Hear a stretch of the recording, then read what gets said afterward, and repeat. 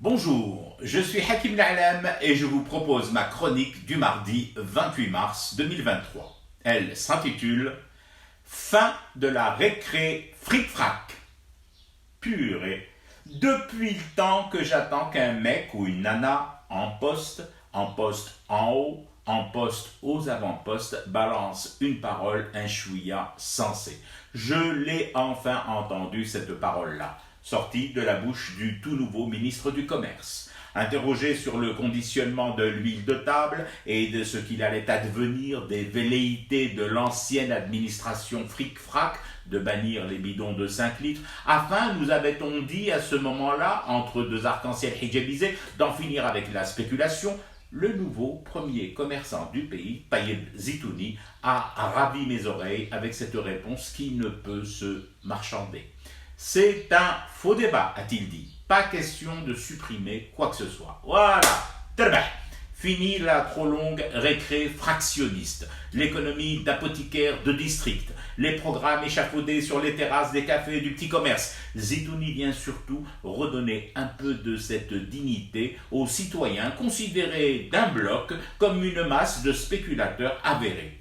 On ne naît pas emmagasineur d'huile, de semoule ou de sachets de lait. C'est la pénurie réelle ou suscitée qui induit les comportements d'amassement compulsif. Pas l'inverse. Et c'est valable sous toutes les latitudes, même celles où l'on veut enfermer un arc-en-ciel sous un tchador. Mieux, le ministre du Commerce a insisté sur la disponibilité de tous les formats. Celles et ceux qui veulent acheter un bidon de 5 litres, ils l'achètent. Ceux qui préfèrent les modules de 2 ou d'1 litre, ça veut tout bonnement dire que le problème est ailleurs et que jusqu'à récemment, si vous me permettez cette image, afin de lutter contre les cambriolages de banques, on avait eu cette idée saugrenue d'interdire aux clients l'accès aux agences bancaires. C'est ce qui s'appelle marcher sur la tête, sur des têtes d'oignons à 180 dinars hier dans mon marché.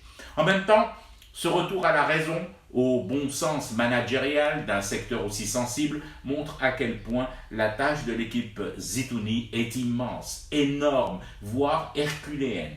Tant des retards ont été pris, de faux raccourcis créés bessifs et des impasses maquillées en voies rapides et autoroutes vers le meilleur. Le meilleur, eh bien, c'est ce que je souhaite à un ministère dont certains ont visiblement oublié 3 ans durant la fonction mère, la justification même de son existence, le bien-être citoyen.